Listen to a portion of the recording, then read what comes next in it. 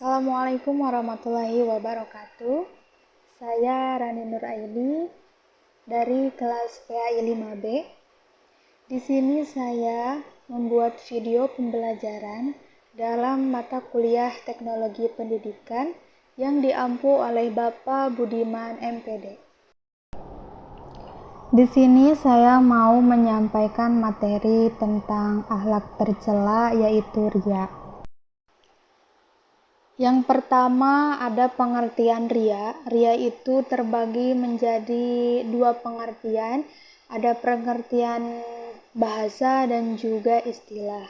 Pengertian menurut bahasa adalah riya berarti memperlihatkan atau memamerkan. Maksudnya, suatu tindakan memperlihatkan atau memamerkan amal kebaikan kita atau ibadah kita kepada orang lain dengan tujuan mendapat pujian atau pengakuan dari orang lain. Kemudian ada riya menurut istilah. Riya menurut istilah adalah sikap seseorang yang suka memperlihatkan amal baiknya kepada orang lain dengan maksud agar mendapat pujian. Jadi, ketika seseorang yang berbuat baik bukan karena ingin mendapatkan ridha Allah, melainkan ingin mendapat pujian dari orang lain. Kemudian ada yang hampir sama sifatnya dari riya itu adalah sum'ah. Sum'ah adalah menurut bahasa adalah memperdengarkan kebaikan kita kepada orang lain, kemudian menceritakan kebaikan kita kepada orang lain. Sum'ah menurut istilah di sini yakni sikap seseorang yang suka menceritakan amal kebaikan yang pernah dilakukannya kepada orang lain agar mendapat pujian. Bersikap riya dan sum'ah ini adalah sebuah kesia-siaan yang tidak akan mendapatkan suatu amal, hanya melainkan mendapatkan perbuatan atau dosa yang didapatnya, bukannya mendapatkan ridho Allah, tetapi mendapatkan murkanya Allah, karena Allah itu tidak menyukai orang yang memamerkan atau memperdengarkan kebaikannya kepada orang lain. Selanjutnya yaitu macam-macam riya. Riya terbagi menjadi 4. Yang pertama ada riya dengan badan, yang kedua ada riya dalam tingkah laku, yang ketiga ada riya dengan ucapan, dan yang keempat ada riya dengan amal. Yang pertama yaitu riya dengan badan. Maksudnya sebuah istilah yang menggambarkan seseorang yang memperlihatkan kebaikan fisiknya dengan tujuan agar dilihat dipuji orang lain.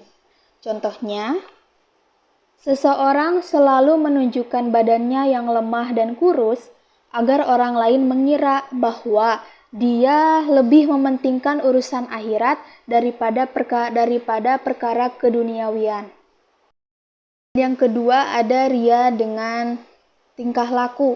Maksudnya, riya dengan tingkah laku ini memperlihatkan kebaikan dengan tindakan atau dengan tujuan untuk mendapat pujian, bukan mendapatkan ridhonya Allah, melainkan mendapatkan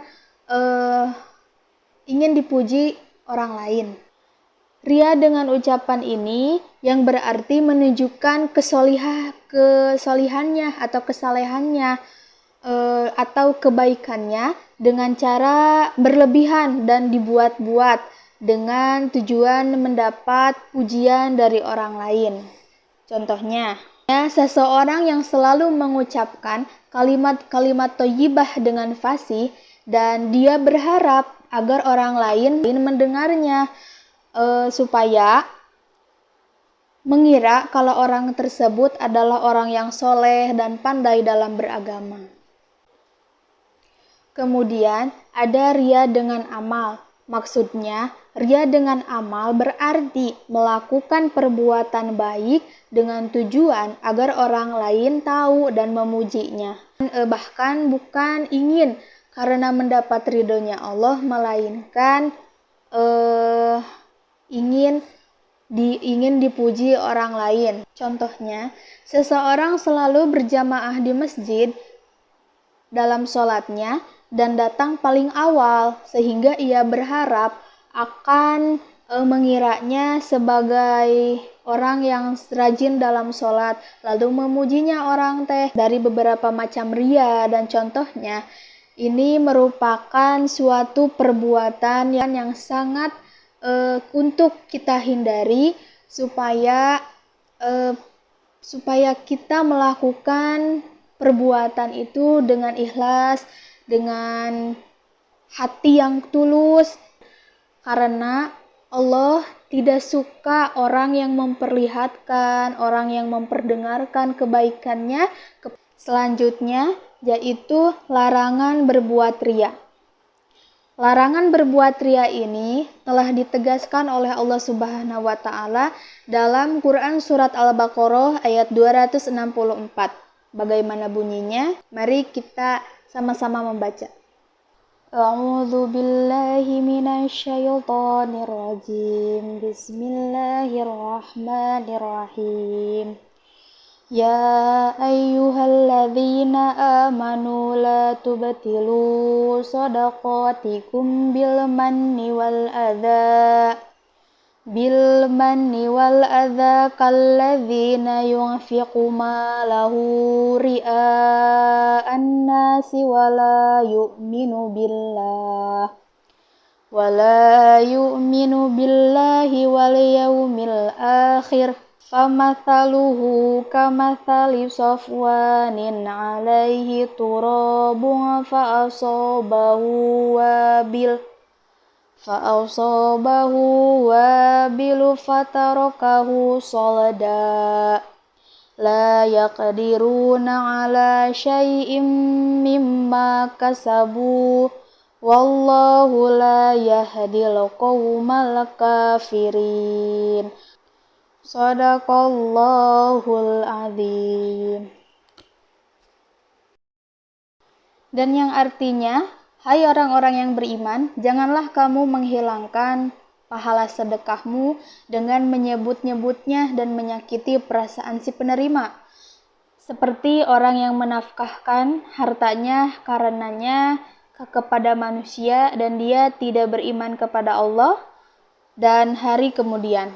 Maka perumpamaan orang itu seperti batu licin yang di atasnya ada tanah, kemudian batu itu ditimpa oleh hujan lebat, lalu menjadilah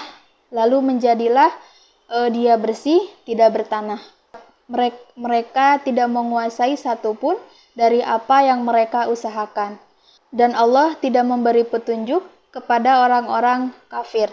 Quran surat Al-Baqarah ayat 264. Dan di dalam ayat ini dengan jelas memberi contoh perbuatan-perbuatan ria, misalnya memperlihatkan atau menyebut-nyebut menyakiti hati si penerima.